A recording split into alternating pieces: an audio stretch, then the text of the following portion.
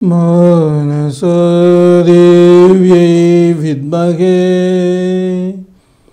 कालसर्पदोषनिवारिण्यै च धीमहि तन्नो देवी प्रचोदयात्।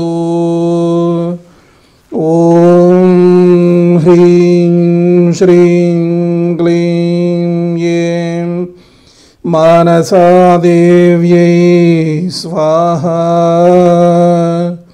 ॐ ह्रीं श्रीं क्लीं ऐं मानसादेव्यै स्वाहा।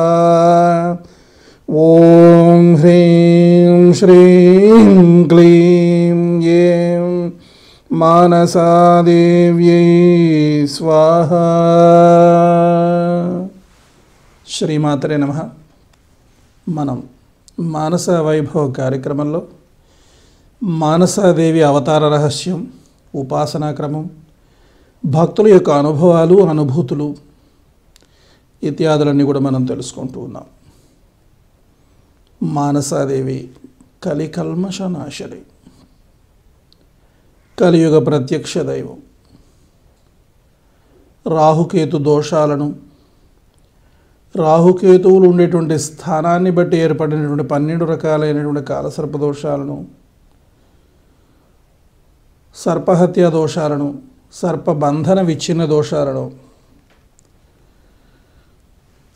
వల్మిక విచ్ఛిన్న దోషాలను, సర్పశాపాలను సంపూర్ణంగా శాంతింపజేసేటువంటి అత్యద్భుతమైనటువంటి అమ్మవారు మానసాదేవి.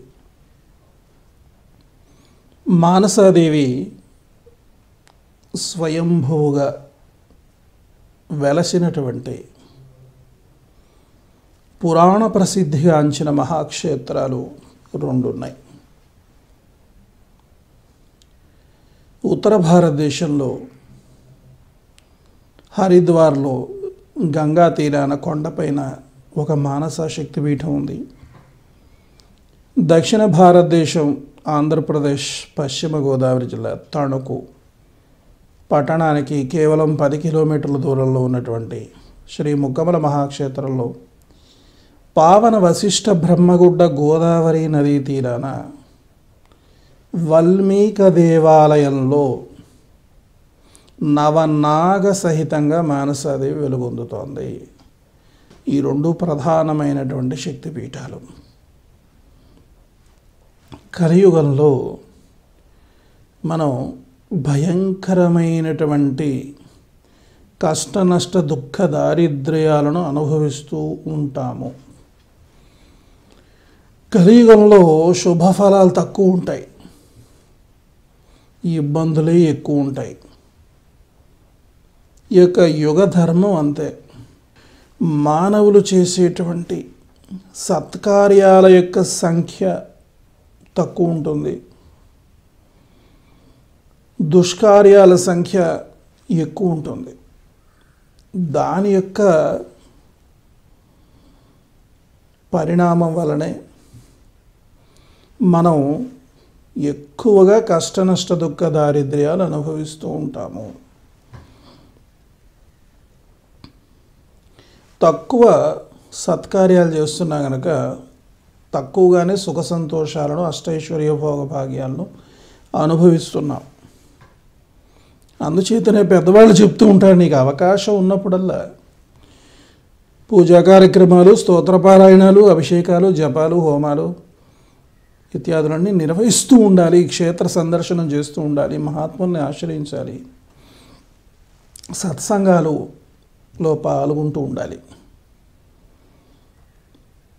సద్గ్రంథాలు పఠిస్తూ ఉండాలి, సాధ్యమైనంత వరకు మౌనంగా ఉండాలి